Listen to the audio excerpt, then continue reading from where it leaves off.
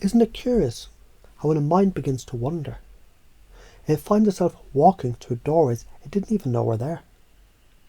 And those doorways, they open to a garden of beliefs. They were always waiting to bloom. Let's take a walk, because as you hear these words, you may already begin to wonder what it's like to feel good for no reason at all. And as you do, it becomes even easier to wonder, what if I could learn to generate that feeling at will, at ease, at the speed of a thought? And what if a thought was more than just a flicker? What if it was a lever, a switch, a spark plug to serotonin? Because you already know what it's like to smile at a memory, to feel better after a deep breath, to rise because something inside you chose to rise. And that means something profound. You already influence your serotonin. You always have. You might remember, or maybe imagine, someone waking up, facing a storm of thoughts, and simply breathing, inhaling gratitude, exhaling stress. They whisper, "I'm enough, I'm in control." And as they say it, it's not just words anymore. It becomes a chemical signal, a cascade of calm. Serotonin responding like a symphony to a conductor. Because the conductor is the mind, and it's yours. Now imagine a brain, wired like a garden of thought. Every time you say, "I choose peace, I feel light, I radiate joy," you plant seeds.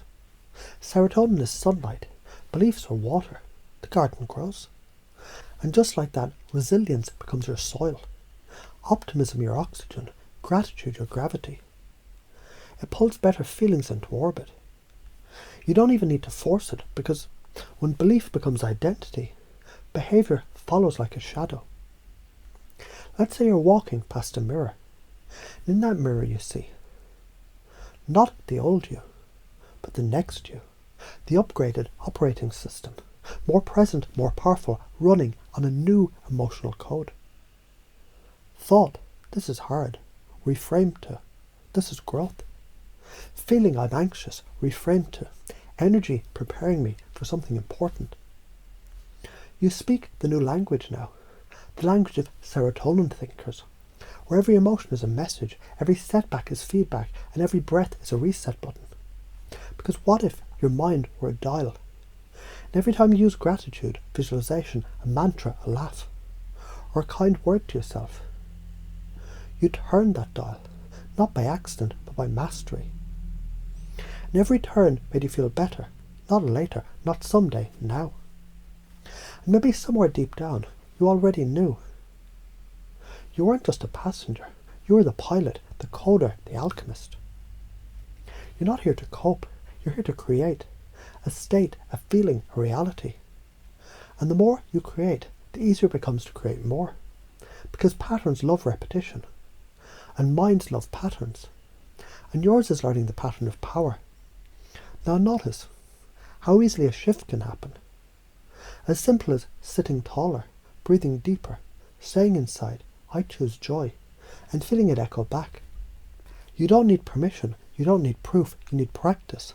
And practice becomes the path, and the path becomes the person, and that person is already waking up within you. You might find yourself responding differently now, because what you expect, you detect. When you expect serotonin, you notice beauty. You notice good. You notice you, strong, centered, sovereign. So maybe you say, "I'm the author of my emotions. My body listens to my thoughts. Every breath I take rewires my reality."